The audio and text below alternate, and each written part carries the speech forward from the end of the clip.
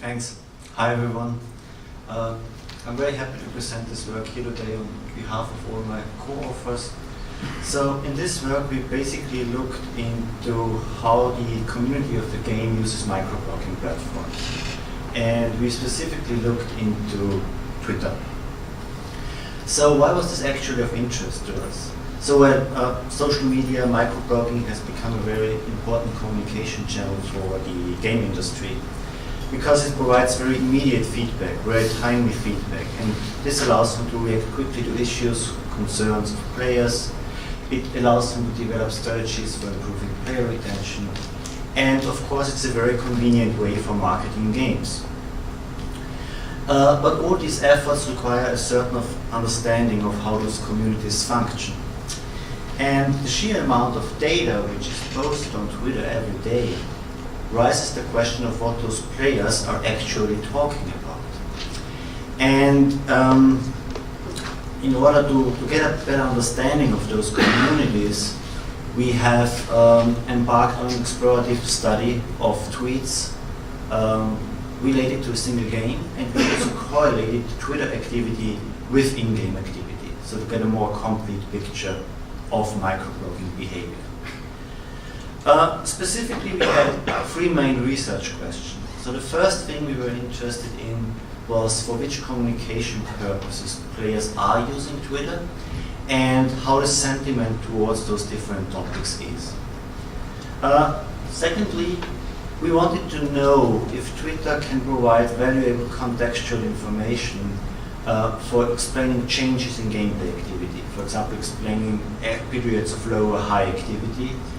And lastly, we wanted to find out which members take on an important role in these communities.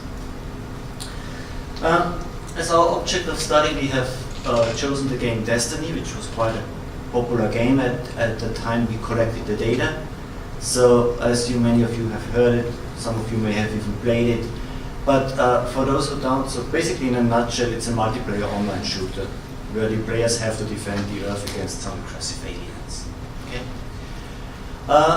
In terms of data, we have collected two data sets, and for the first data set we used the search API provided by Twitter to collect tweets related to the game Destiny. We did that over a 14-month period from June 2016 to July 2017, and during that period we collected over 1 million tweets from roughly 250,000 accounts. And then we looked at those accounts and searched for Xbox gamer tags or PlayStation Network IDs. And then we used those IDs to build our second data set, for which we used the API provided by Bungie, the developer of Destiny, to collect in-game data for those accounts. And one of the most important was the time spent playing per day. And we did that for roughly 3,500 Twitter accounts. So we had all this data, and we needed to analyze it somehow. And for that we developed a visual analytics tool, which basically offers different kinds of visualization with different abstraction levels, different views on the data. It also includes different algorithms, like for sentiment analysis, and we kept it quite dynamic, so all those views can be added and removed dynamically, so that the interface can be adjusted to the analysis task. And yeah, so then we used that tool to work our way through the pile of data we had assembled. And with that I would like to switch directly to our results.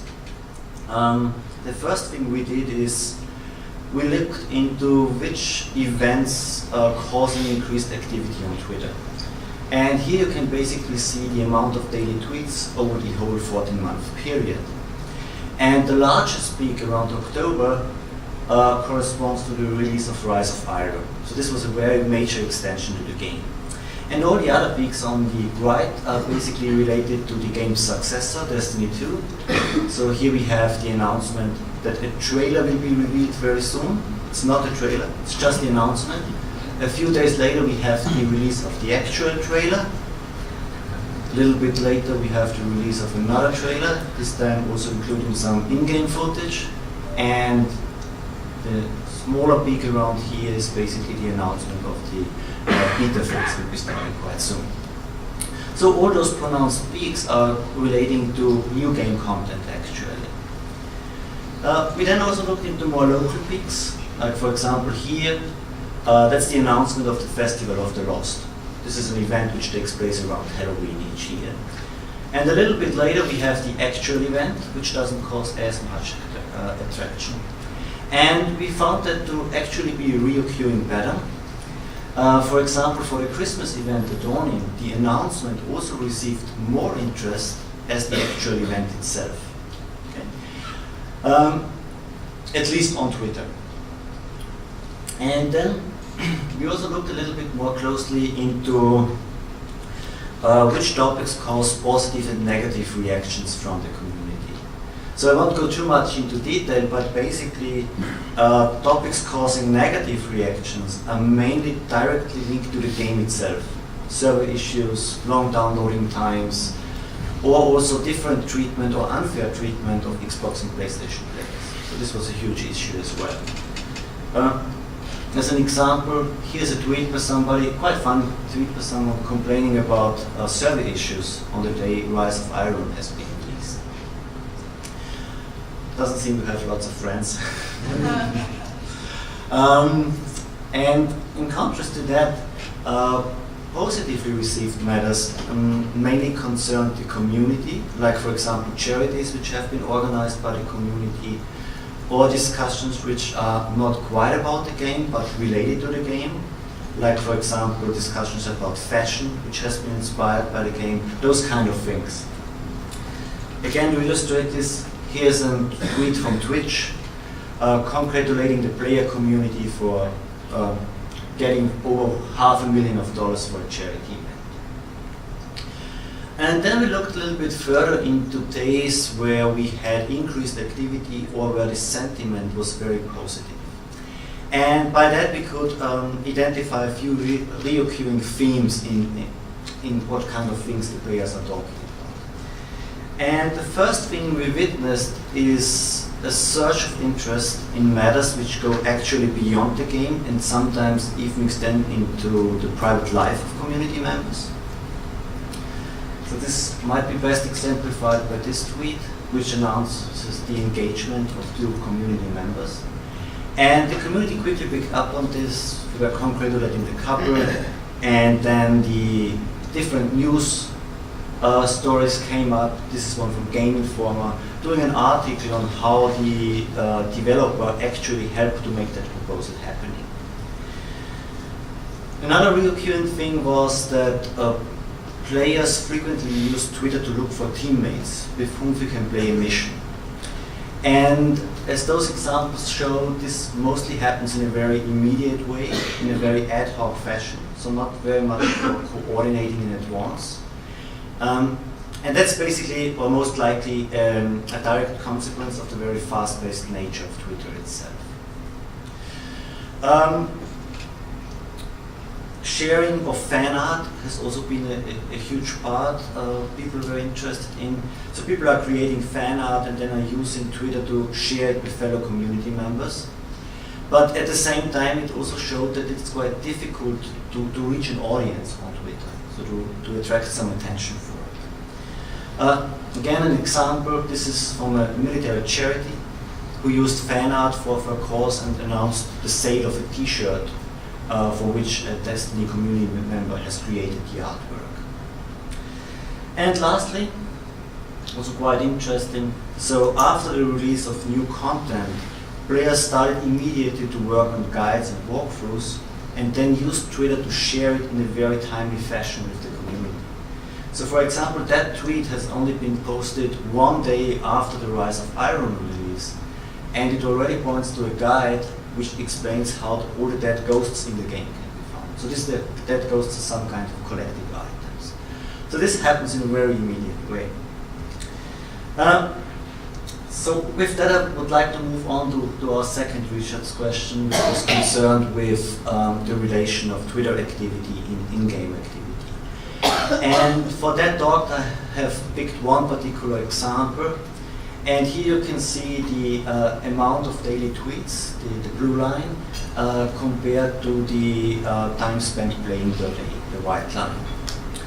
And this large peak in Twitter activity again shows the rise of Iron release.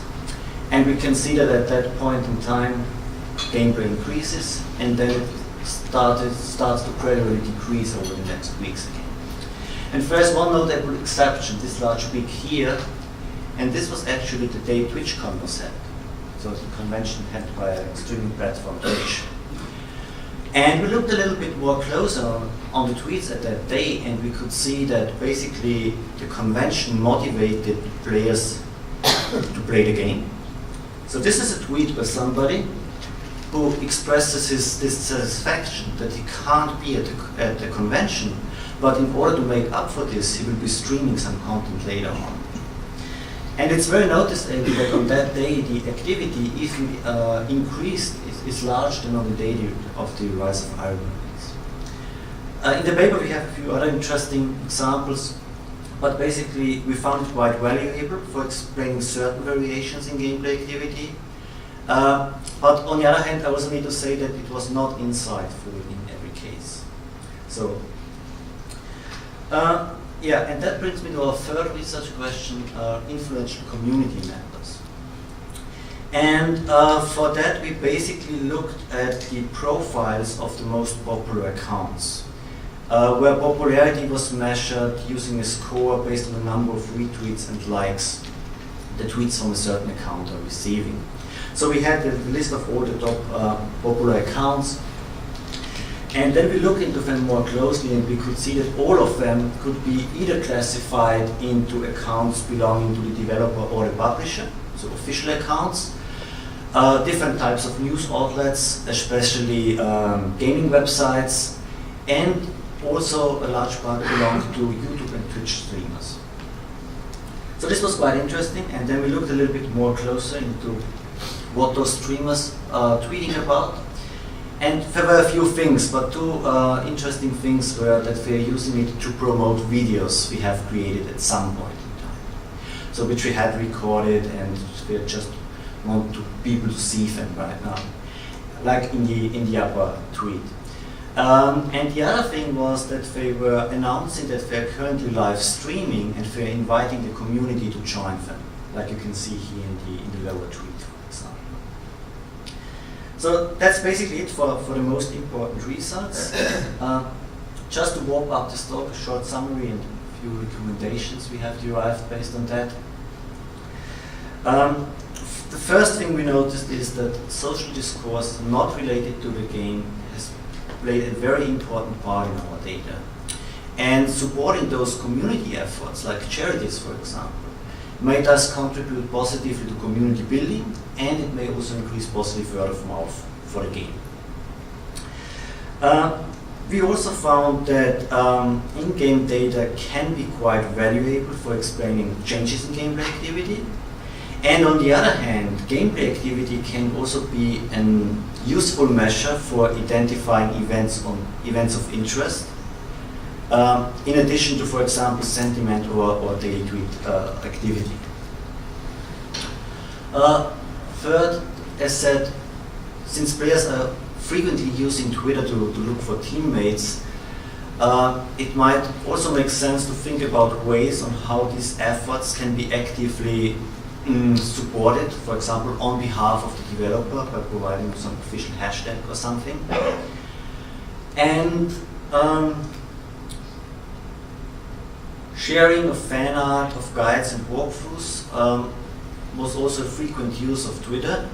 And because it's quite difficult to attract enough attention from the community, sharing this fan art, for example, through the official accounts, is likely to please the creator, it may increase reach, and in turn it also shows that the developer actually cares about its community. And lastly, as just previously said, streamers were quite important in our data set. And because of the high number of retweets and likes those streamers are receiving, game community managers may think actively on how we can support those streamers and try to increase conversation in the game and in turn also to increase interest in the game. And yeah, that's basically it from my side. Happy to take any questions.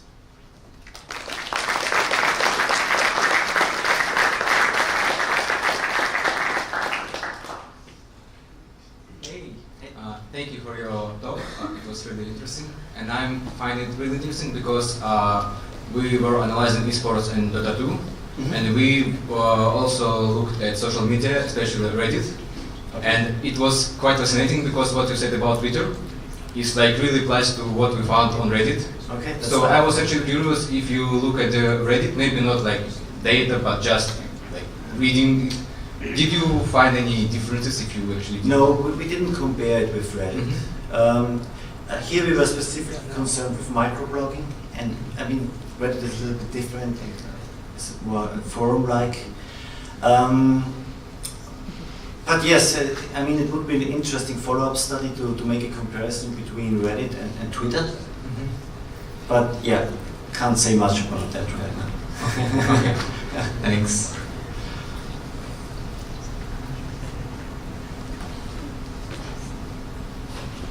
Zach Tubes from Mexico State. Question: from the game side, you were just collecting like amount of time played per day. Were there any other signals? We collected a few metrics, but mostly measures which were based on a daily basis. And I just gave that one because that was the one I used in the example. So we also had different kinds of activities entered, PvE and these kind of things. And it also showed that it's quite useful to look at different in-game measures because they can differ quite heavily on certain days. Thank you. Any other questions?